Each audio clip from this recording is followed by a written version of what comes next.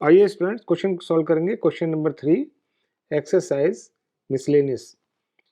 देखिए क्या दिया हुआ है हमें इस क्वेश्चन में। The first term of GP is 1, the sum of the third term and the fifth term is 90। Find the common ratio of GP.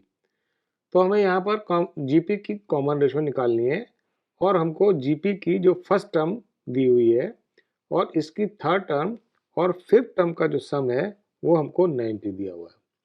तो देखिए कॉमन रेशो निकालते हैं इस जीपी की।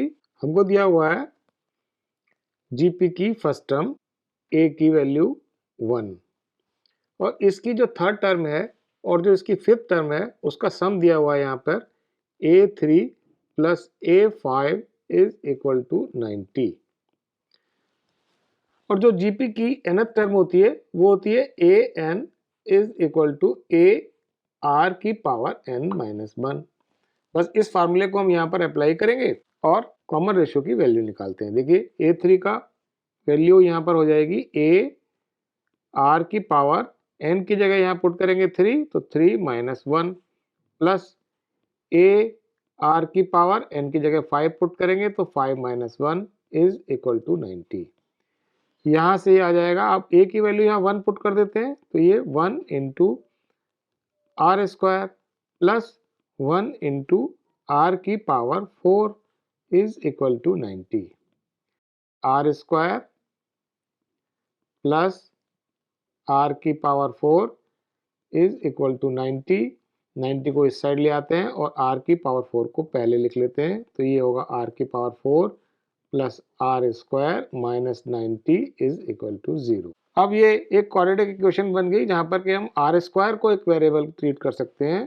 तो देखिए आर स्क्वायर के वेरिएबल में ये क्वाड्रेटिक इक्वेशन को हम कैसे सॉल्व करेंगे। इसको हम यहाँ पर आर स्क्वायर को स्प्लिट करेंगे तो आर स्क्वायर को जब स्प्लिट करेंगे तो ये हो जाएगा आर की power 4 plus 10 R square minus 9 R square minus 90 is equal to 0। अब देखिए यहाँ पर 10 और ये माइनस 9 यानी 10 और 9 का जो डिफरेंस है वो तो यहाँ 1 है और 10 और माइनस 9 का जो मल्टीप्लिकेशन है वो माइनस 90 है।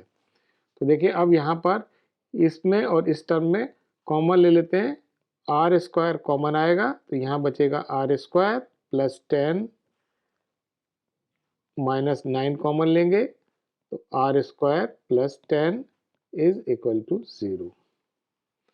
आर स्क्वायर प्लस 10 को पूरे में से कॉमन ले लेते हैं तो ये आएगा R square minus 9 is equal to 0। अब आर स्क्वायर प्लस 10 अगर 0 है तो आर की वैल्यू क्या होगी। R square plus 10 is equal to 0। यहाँ से आर स्क्वायर हो जाएगा माइनस 10 और आर की वैल्यू अंडर रूट माइनस 10 यानी यहाँ पर आर जो है वो इमेजिनरी हो गया। आर की वैल्यू ये आ गई इमेजिनरी तो हम इसको नेग्लेक्ट कर सकते हैं। कॉमन रेशो इमेजिनरी नहीं हो सकती यहाँ। अब देखिए आर स्क्वायर माइनस 9 को 0 लेते हैं तो आर स्क्वायर माइनस 9 अगर 0 है तो इससे आर स्क्वायर जो होगा वो हो जाएगा 9 और यहाँ से आर की वैल्यू आएगी अंडर रूट 9 यानी आर हो गया प्लस माइनस 3। तो कॉमन रेशो आर की वैल्यू आ गई प्लस माइनस 3 यानी प्लस 3 और माइनस 3।